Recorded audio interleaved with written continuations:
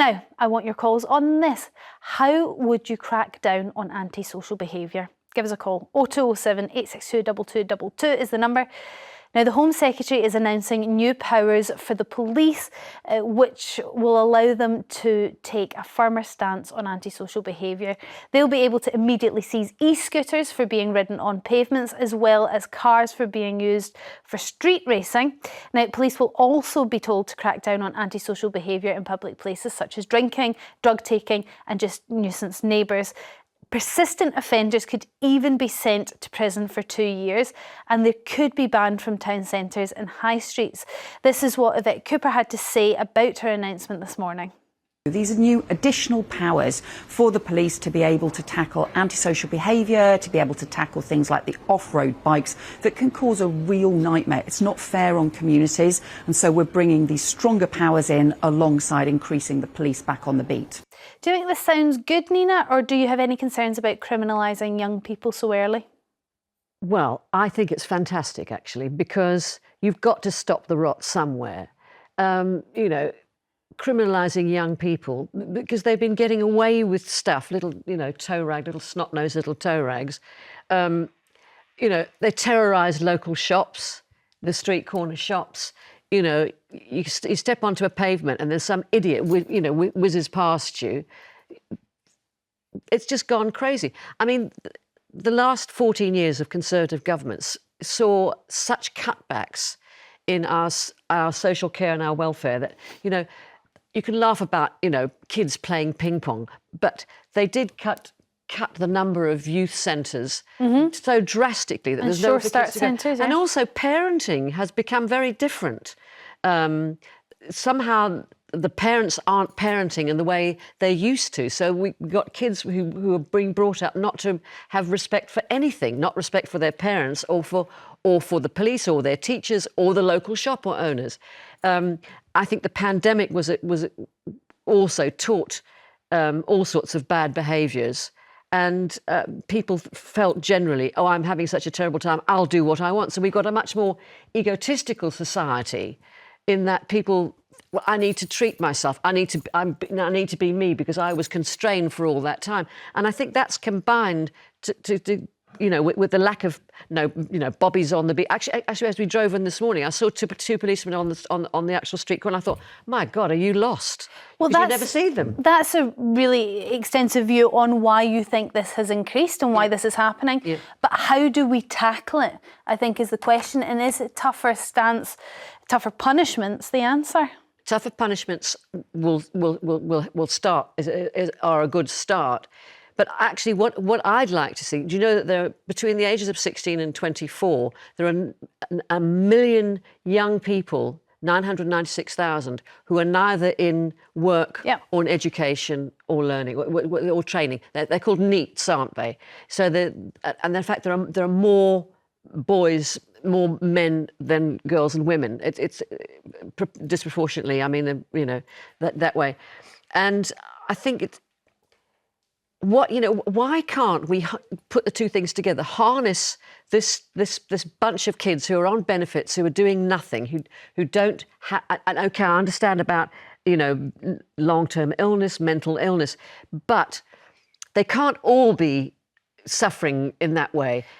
And I think, why can't we just harness and make some kind of young task force so that they do community things, like, for instance, sweeping up the leaves. It sounds like, or maybe I'm wrong, but were you then in favour of the Conservatives' national service plans in the last general election then? Because that's sounding a little bit similar to that. It's sounding very similar. Yeah, it does. Not in an army. No, but they also have the option to do community service. No, proper community service. Look, nobody's sweeping up the leaves at the moment. But it is exactly as the Conservatives were suggesting, because it wasn't all military. They were suggesting going into the community and also training in other fields. But anyway, that was scrapped. I suppose what you're trying to get at here is there is a lot of young people out there who feel sort of disenfranchised by the economy. Yep. They've got nothing to aspire to, even if they worked really hard and they became doctors and lawyers. The reality of them being able to buy their own house by themselves without a partner or help from their parents is slim to none. So why even bother, Cristo? Is that the problem? I think it's maybe a small part of the problem. I actually agree when it comes to, I get really frustrated that we need Sure Start centres. I get really frustrated that we need youth centres because I think a lot of it should come to parents being good parents. But unfortunately, when you are in a society, you have to look after those people who aren't as capable to make those good decisions as others. And I think that although people voted for it in 2010, let's not forget that the austerity that we ended up with in 2010 was voted for. It was a cutting back massively on public spending was a manifesto pledge. I think that we are seeing the effects of those cutbacks now. There was a study done a few months back, I remember reading in the papers, that looked at GCSE results in areas where there had been Sure Start centres before, when the children were very young, and they were significantly higher than areas where there weren't. So it shows that they had an impact, but I imagine at the time maybe they thought they couldn't see the impact long term and down the line. Very short term, very short-sighted thinking perhaps. Well, there's a lot of solutions coming in there. We've also got some messages here. Brian has shared his thoughts on Facebook saying, why is everything jail nowadays? We should try a warning first, and if they continue to suspend their benefits, well, that's another way you could do it. You could attack their benefits instead.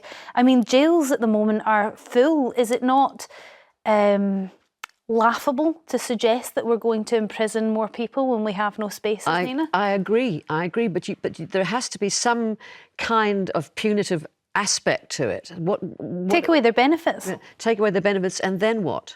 Well, exactly, and then they can't eat, and then they steal, and then they're back into that. But then these are things we're talking about, sort of youth crime, say, and it's gone beyond sort of pilfering and whizzing up and down to sort of actually into criminal areas. And when it gets into criminal areas, you then have to think about how much more you have to. But that's where I agree, because yes, we can talk about we can talk about a holistic approach. We can talk about trying to train people first with Sure Starts and the like. But also, in order to nip it in the bud before it becomes something more serious, we do need a sharp attack of the law to say, and I don't agree with what your messenger was just saying there. Like, oh, why not have warnings and all of those sorts of things? I think that actually, no, you need to have some harsh treatment early to scare you into not doing it anymore. Well, then actually you would go even further than what the Labour government is suggesting there in Yvette Cooper, because in what they're saying, you would have to be a persistent offender, so you would have to have had a couple of warnings before you got sent to jail for the potential of 2 years. Eileen from Lancashire, what's your view when it comes to yobbish behaviour? How do we just stamp it out? Well, many years ago, when my children were younger, there used to be people, and there was a car park behind my house, and people used to sit there and have the radios playing, and sometimes they'd race about. And my children were in bed, so I'd go to them and say, excuse me, could I ask you not to make this, could you move further away? Could you not race about on the car park? Because I've got 3 children in bed and you're waking them up. And I didn't feel bad about asking them, and I wasn't frightened. But these days, I wouldn't dare do it, because 4 young people, 4 10-year-olds can kill a man, it's very, very difficult. I mean, thankfully, I've never heard of a case like that. But I understand the premise of what you're saying. Young people carry weapons now. We're seeing that more and more in the papers.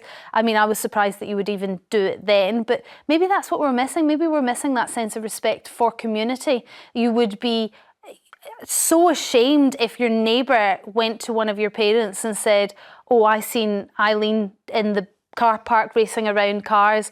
I told them to stop and they didn't. You would be mortified. That kind of level of respect and community seems to have disappeared. And why?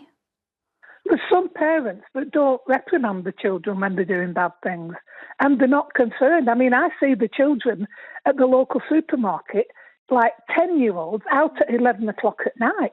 When my children were 10, they were in bed. But I do wonder whether that's got to do with this whole 2 parents having to work, and maybe we've got more single parents and they're having to work, and maybe there's just more pressure on parents. Am I being too forgiving here? I've been a single parent for 37 years with 3 children, and I've not let my children do that, because you've got to have discipline with children. They have to know that you're the boss, because you own the house. You provide them with food and clothing and the love and the discipline. It's all part of loving a child, disciplining them, to equip them to live in the world. I know gentle parenting is the new buzzword of what people are trying to do, and maybe we're just not doing that as efficiently as we would like to, or maybe it doesn't work and we'll learn in decades to change it around. But Eileen, I certainly can't argue with you. You've raised 3 children on your own. Done a great job. Thank you very much. I'm strong enough. No wonder she's strong enough to go round and go, right, shut it up, get kids in bed. As well, a bit of fear of your parents. And I think you make a good point about the fact that, again, another factor of this is probably the cost of housing, meaning that both parents have to work nowadays, meaning that there isn't but you still have to be a parent. Okay. Yes. It's not for you to have an easy life or to be their friends. You're the parent. You're the boss. I'm taller than you. I agree. Okay, we are going to move on now.